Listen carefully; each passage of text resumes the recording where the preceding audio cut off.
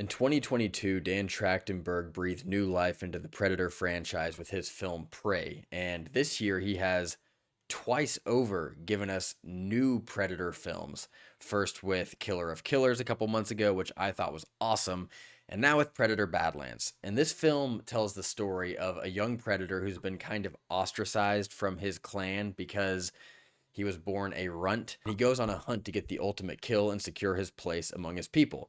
And along the way, he might just make some unexpected friends. This is the first Predator film to feature a predator as the protagonist, and that's a really bold and challenging choice. The film has to do a lot to help us learn about this culture and show us that these are creatures who have a society, they have a language, they have names, both as a people and as individuals.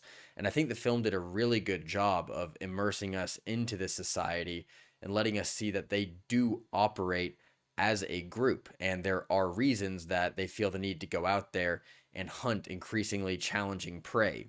And the first act does a really good job of showing us this character, letting us in on his plight as someone who's been the victim of bias his entire life by those who should be his family, and then sending him off to the most dangerous planet that any character even knows about and having him try to kill an unkillable beast. The first 40 minutes of this film are extremely efficient. The second that Deck gets to this planet, he's immediately in danger. His surroundings are trying to kill him. The plants, the creatures, everything is lethal on this planet. And then he meets Elle Fanning's character Thea, who is an android who's stranded on this planet because she's separated from her lower half. And she's essentially been tasked with researching this planet, working with the environment for some undisclosed goal that we eventually learn about. She ends up teaming up with Deck. He carries her and she helps him understand everything that can kill him on this planet. And suddenly you have a film that feels very similar to recent Star Wars content,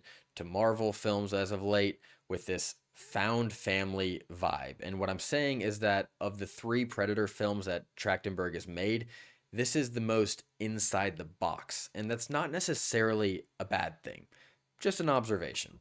I do think that the relationship between Deck and Thea was actually pulled off really well. Thea is an android who's been programmed to work with her surroundings, and Deck has been trained from a very young age to dominate his surroundings. So they make a really funny pairing as they're trying to see eye to eye, maybe one of them a bit more than the other, to achieve their goals.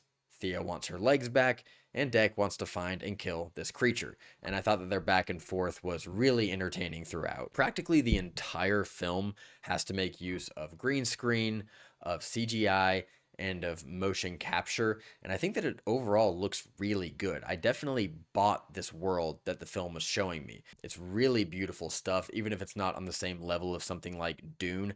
I definitely bought that it was not taking place on planet Earth. And the character design is also really good. Deck isn't usually wearing a mask. We see his eyes throughout practically the entire film, which is one of the large reasons that he works as a protagonist. We see fear and apprehension and emotion on his face, which we've never really seen with predators before.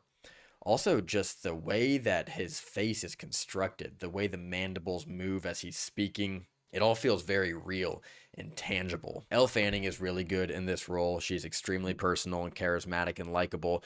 She brings most of the humor that this film has to offer, which usually works for me, but at certain points I think went a little bit overboard. And the action sequences, which are the reason that most of us are going to show up, were absolutely fantastic. They look great. They are extremely creative and brutal in spite of the PG-13 rating. The fact that there's no humans getting killed made it apparently pretty easy to scamper around that R rating because this thing really goes there. The kills feel pretty gnarly. There's a lot of blood, but it's not human blood. When the action slows down and we're asked to care about what's on the characters' minds and engage with them on an emotional level, the film does lose a lot of momentum, and I found myself struggling to care very much about either of the two main characters' plights. I just feel that at times there are too many sequences strung together that rely on characters' dialogues and getting at what's on their minds. And this is one of those films that is actually at its best when they're communicating via action. And I think this highlights the main weakness of the film,